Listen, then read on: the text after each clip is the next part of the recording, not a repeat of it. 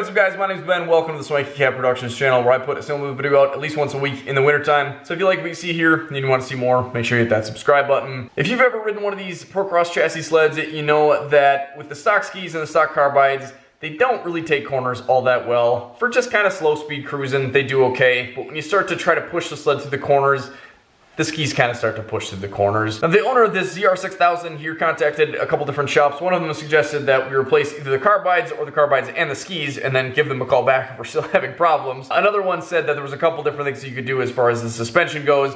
And I think probably the first thing that anybody that's having issues with one of these sleds should check, and definitely something that helped me out with the F1100 back there and did a fair job on this sled as well, is turning the preload down on the front track spring. And when I did that in previous videos, I had a couple people saying that they didn't think this was a good idea, and I definitely understand that, but this is actually what the Arctic Cat manual recommends.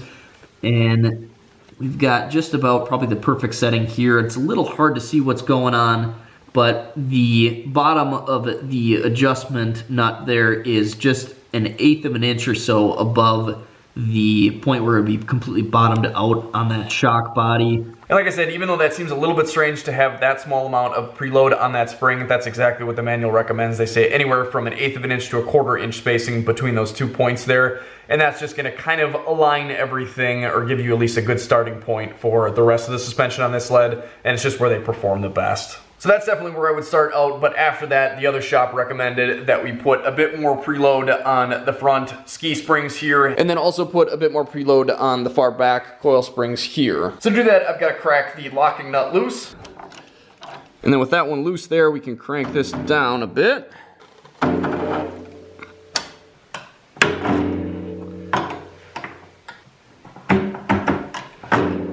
And we'll just spin that down into place and snug it tight. Now for reference, we are starting out just a hair over 2 inches there. And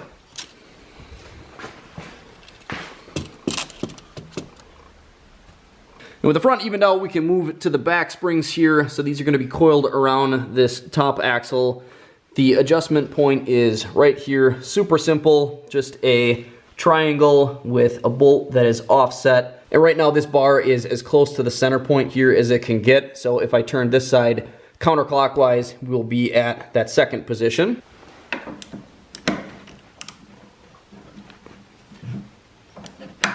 So again, do the exact same thing on this side, and then we'll be ready to hit the trails.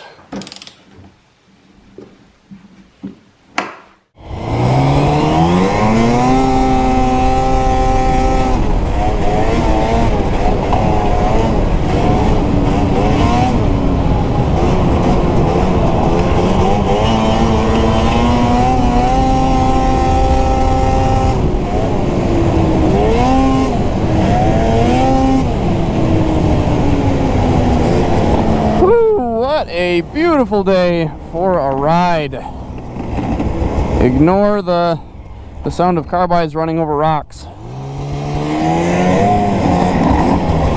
So I wish that I had more to report. Got quite a few miles on these adjustments, and maybe it gives me a little bit more ski pressure. Definitely feels a little bit more tippy, which makes sense. I mean, we basically jacked the sled up. I don't know if solid's the right word. It feels stiffer, which, I mean, that's what we did. We stiffened the springs up. But, I mean, as far as taking corners, still doesn't take much to get the skis to break loose. And I'm sure some of you guys are shaking your head, thinking that I should have been adjusting 2 different settings on the skid rather than the adjustments that I made, and that would be those little blocks in the back that control whether or not it kicks the suspension forward and lets you pull the skis up, and also the limiter straps. And I do think that this sled could probably benefit from both of those things. But yeah, I mean, even there, I pulled the skis to the right, did not touch the throttle, and I mean, they still just can kind of go all over the place. Definitely does not do that on my F1100 anymore since I got those 6-inch single SPI slasher carbides on it. And these carbides on here, honestly, I thought would have made a bigger difference compared to my dualies that I had on the F1100. And obviously that's a shorter track, but it's got studs, so a lot of different stuff going on there, even though they look fairly similar. But these carbides are essentially a single runner with just like a tiny little dual runner up on the side of them. This, of course, has the 137-inch track, so that's a lot more rubber to kind of get going the direction that you want it to. And honestly, I don't know what it is. Maybe it is just the added track length, but it seems like this sled compared to mine, it does just want to pick the front end up a little bit more. And I guess I suppose maybe I answered my own question there. We're talking 2-stroke, which has a slightly lighter motor. That's actually if anything, a win for the 4-stroke. Keep the pressure on the skis. This looks like a beautiful, picturesque spot to stop and make some adjustments. Looks like the deer like it too. Wow, what a beautiful day. I need this bag on my sled. Jim, if you come to pick this up at the end of the season, it doesn't have that bag. I promise I didn't steal it and put it on my F1100. That's a lie. It's exactly where it'll be. Okay, well, let's at least look like we know what we're doing here. 1, 2, 3. Let's see where that got us.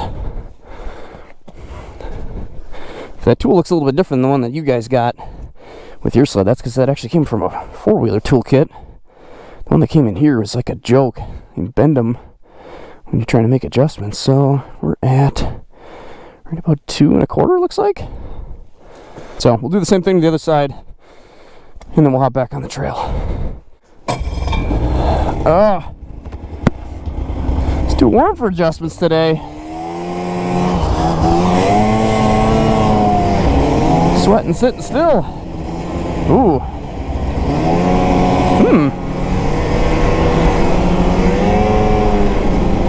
Yeah, that definitely feels more solid up front.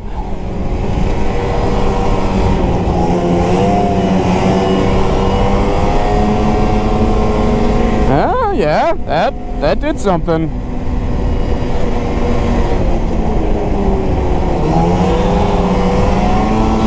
Still kind of getting some slippage. However, the trails are a little bit loose on the top here, but wow, yeah, that really made a difference. I don't know if that's strictly something to do with like added weight on the front, or if it's the angle, or just maybe both, I guess. I mean, I suppose. Huh. Yeah, I don't know.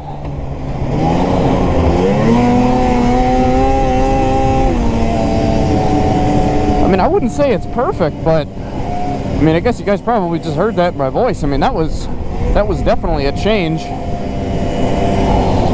Again, though, I mean, what I don't like about this is we're basically hardening up that front, and I mean, I never had an issue with this thing bottoming out. So I mean, that would be the real, or the normal reason anyways, to increase preload. But I mean, I guess if it works, it works. Like I said, though, I mean, we're going to be higher in the front, and I really kind of feel like I can feel that. But man, it does seem like it kind of drags the back around now a little bit more, rather than the front kind of getting pushed around by the back. I mean, it's slipping, and hopefully you guys can kind of see that from the front camera.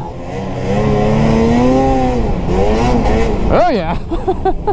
We'll pick the front end up pretty easy, though. That is also very evident. What's up, guys? Yeah, I don't know, the solid feeling is, I don't know.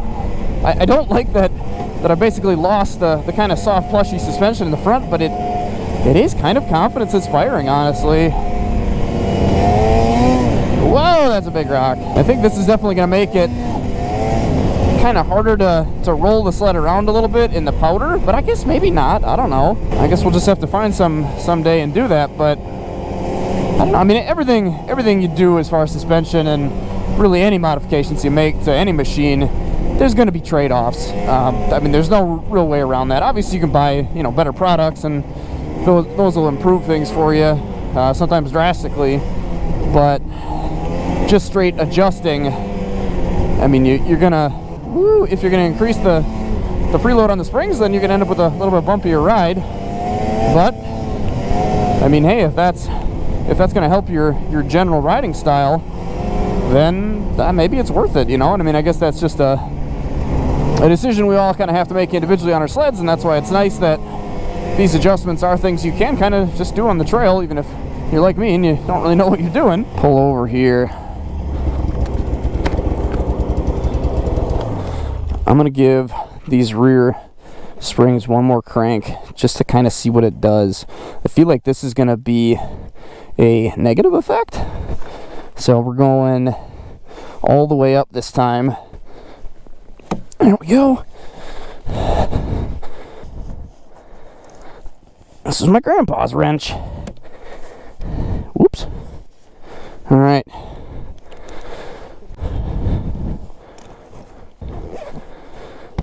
So yeah, now this is going to be jacked up again, so I feel like this is going to kind of screw up the geometry that I just fixed for myself. But that's what these tests are for.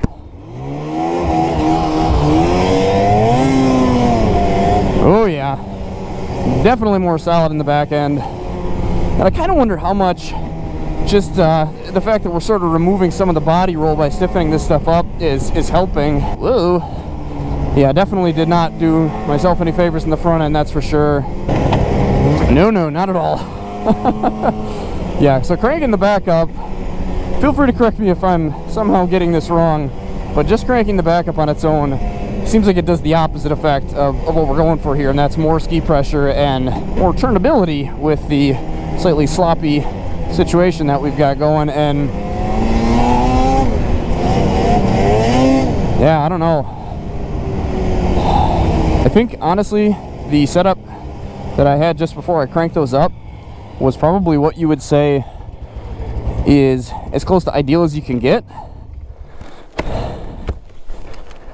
I don't know if you guys can tell, but I do not like cranking these springs up. I mean, maybe this is kind of just motorcycle knowledge that I'm trying to put on a snowmobile, and that obviously isn't really going to make sense. This is quite a different machine than a motorcycle, but on a bike, you want to take as much advantage of your springs as you can, meaning unless you're really bottoming it out, you don't really want to crank them up. So I don't like doing this, but I'm going to give the front just a few more cranks just to kind of see if having everything stiffened up is going to be better for me somehow. So I'm going to crank these up, and then I'll show you what I ended up with for a measurement before we take off here. All right, so we are now at just about 2.5.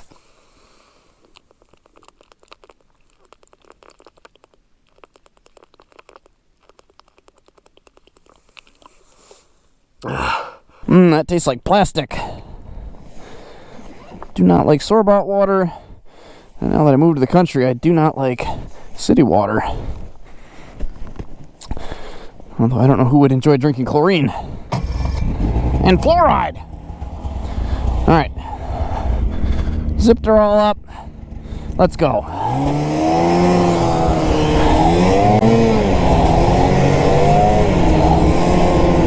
Maybe I'm able to pick the skis up easier now?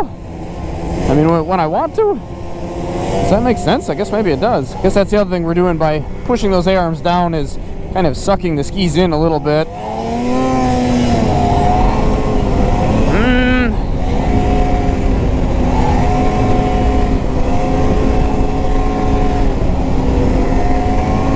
Yeah, I kind of feel like it's more the ratio than it is just having them both lifted up, because now, I mean, this was an improvement over, again, what I just stopped, or how it was when I stopped, or just before I stopped. Woo.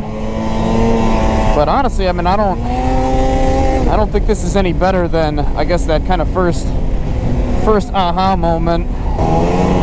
Yeah, obviously conditions are changing. I know I should be running the same section of trail over and over and over again, but I don't have patience for that. I apologize. also don't want to make you guys sit through the same scenery. Look at this. How beautiful is that?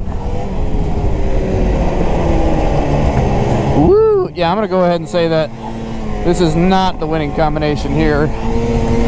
Oh man, a sled in the sunset though, that's a good combination. Cannot complain about that one bit. I love coming out at this time of night, just kind of hitting the tail end of the warmth of the day, and then the sun starts to dip down and you get those awesome colors. Yeah, not loving this. Again, a little mushy out here, but I don't know. I'm not feeling this.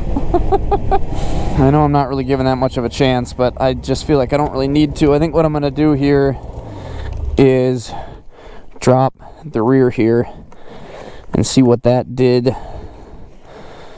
And by that I mean the extra 1/8 of an inch. Or did I go 1/4 inch? Yeah, I jumped 1/4 inch up there, didn't I? No, I didn't. Yes, I did. I went from 2 to 2 1/4. No, yeah, I've been jumping 1/4 inch. Should probably stick to an 1/8 inch.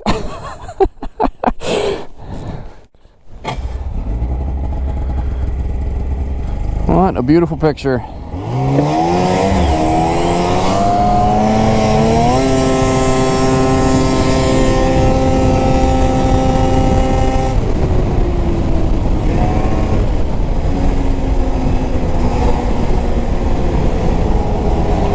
Yeah, definitely an improvement. Really kind of surprised how much of a difference that makes. I mean, I guess it makes sense, but have I told you how much I like the sunset yet? Whoa!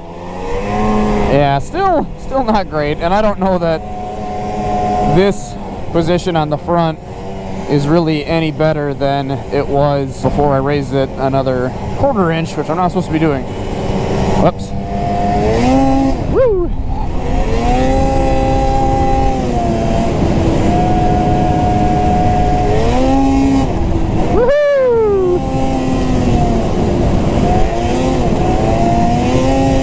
Ah, look at that sun. Love that. Woo! That was a famous hill for a while there on my channel. That was probably the biggest snowmobile video that I had for a while. I launched my 600 Dragon off of that hill, and on the other side of it was a big lump of snow that the groomer left.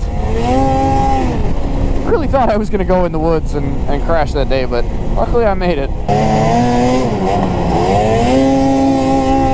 So I think at the end of the day here, I would say this stuff is definitely worth messing with, even just to kind of improve your ride in general, not necessarily even for the ski pressure issue. Just making adjustments and stuff like this can be kind of fun.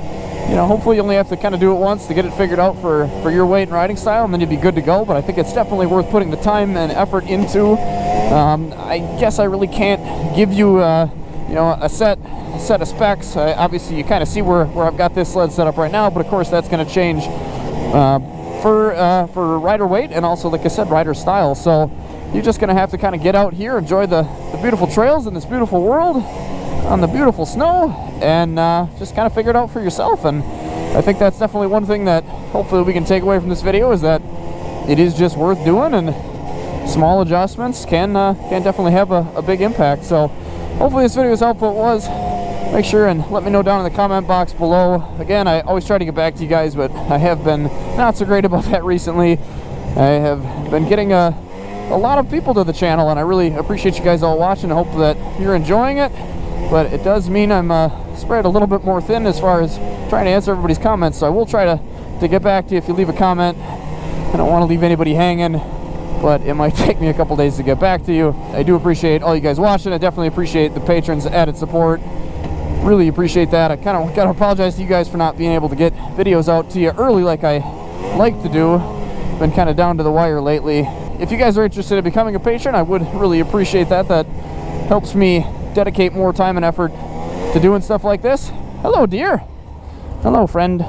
Other deer? Lots of deer. Just busted up a deer party. Sorry, ladies. If you guys are interested in becoming a patron, there's a link down in the description. You can join for as little as $1 a month, and as long as I get my butt in gear, get my life figured out, and get the videos edited ahead of time, then I send all the patrons a link to the video before it goes out to the general public. So if that's something you're interested in, check that link out down below. Otherwise, just glad to have you guys all watching. Really do appreciate that. Woo!